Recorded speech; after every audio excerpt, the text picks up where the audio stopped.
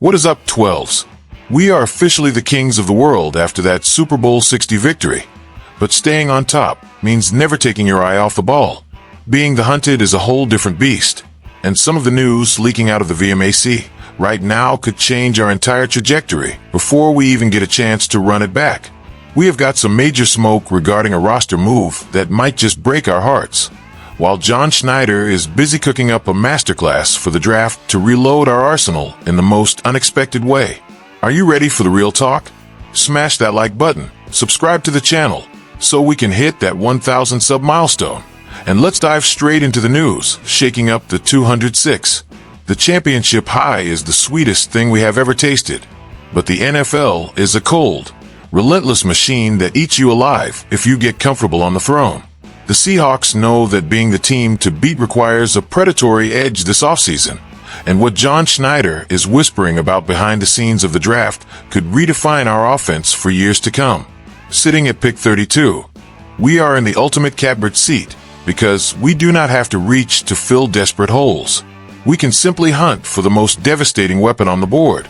The name gaining serious traction in the war room right now is a physical freak who could turn our offensive coordinator's playbook into a literal nightmare for every DC in the league. We are talking about Malachi Fields, the standout wideout from Notre Dame. Just imagine a 6'5", 260-pound monster lining up across from our star Jackson Smith-Njigba. I know some people are worried because Fields didn't set the turf on fire with his 40-yard dash at the combine. But honestly, who cares about track speed when you have the frame to box out any corner in the league? This strategy is pure genius and flat-out cruel to our rivals. With our reliable vet Cooper Kupp turning 33 this year, Fields brings that youth and raw power needed for the possession game.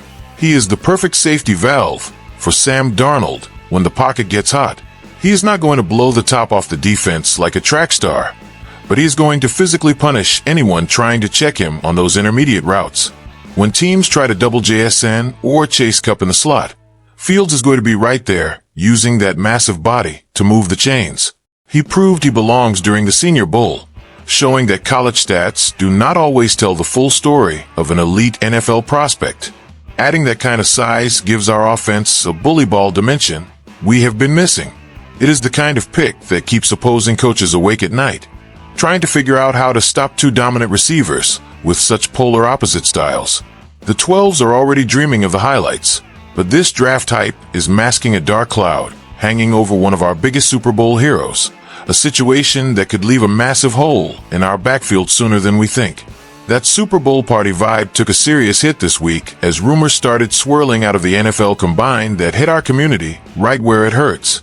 Our Super Bowl 60 MVP and the heartbeat of our ground game, Kenneth Walker III, is currently at the center of a storm that points toward a painful exit from Seattle.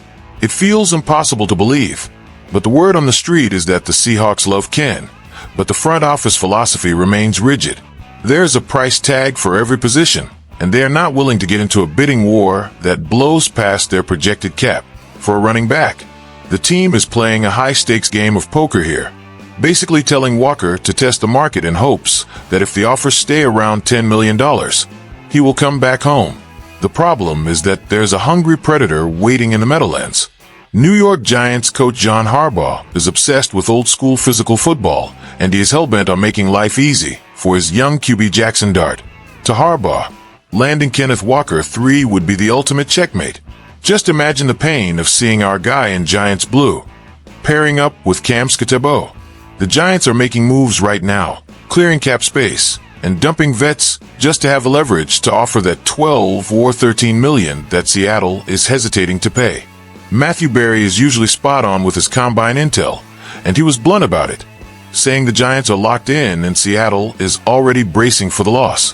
It is a cold, calculated move by Schneider, but for us fans, it feels like a punch to the gut.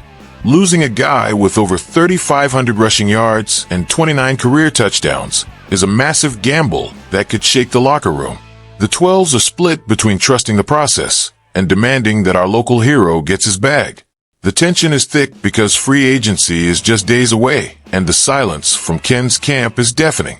While we are all stressing about this potential goodbye, The front office has already started shuffling the deck internally, so we are not left completely stranded. In the middle of this agonizing uncertainty regarding our lead back, the Seahawks just announced a move that might look small on paper, but carries huge weight for 2026. The team officially brought back George Holani, a guy who proved he is way more than just a body on the depth chart during our title run.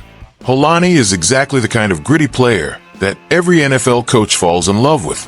He came to Seattle as an undrafted free agent out of Boise State, put in the work on the practice squad, and when the bright lights of the playoffs hit, he did not flinch. When Zach Charbonnet went down in the divisional round, Holani stepped up and delivered high-quality snaps in those massive wins over the Rams and Patriots. He made sure the offense didn't skip a beat, while defenses were trying to choke us out. At 26 years old, he has shown flashes of being an explosive playmaker, like that 61-yard touchdown in the preseason that had the whole stadium on their feet. Re-signing Holani right now is a smart insurance policy. If the worst-case scenario happens in K9 actually chases the money to New York, and considering Charbonnet is still grinding through a tough ACL recovery, Holani becomes the only healthy back with real system experience ready for camp. We know Schneider would look for help in the draft or free agency, but the trust they are putting in Holani shows they think he is ready for a breakout in year 3. He has already shown he can be a beast on special teams, like that huge kickoff recovery against Pittsburgh, but now he might be asked to carry the load for the main unit. The strategy here is clear as day. Seattle is hedging against the crazy inflation of the running back market by locking in a cheap, productive talent, while they decide if they want to pay a superstar or go with the young committee. It is a quiet move that could be the difference between keeping the engine humming or watching it stall out if the big names walk away. If you think the surprises are over, the vibe around the facility suggests this is just the tip of the iceberg for a roster shakeup that is going to test every single one of us. We hit the mountaintop with that Super Bowl ring, but the Seahawks dynasty is at a dangerous and exciting crossroads. Between the potential arrival of a giant like Malachi Fields to give Sam Darnold a new toy and the gut-wrenching possibility of seeing Kenneth Walker 3 in a different jersey, the 12s are on a total emotional roller coaster. Bringing George Holani back gives us some breathing room, but is it enough to keep the Lombardi Trophy at Lumen Field? What do you think? Is it worth breaking the bank to keep Walker? Or do you trust Schneider to find the next star? Drop a comment below. Subscribe so we can hit that 1,000 sub goal.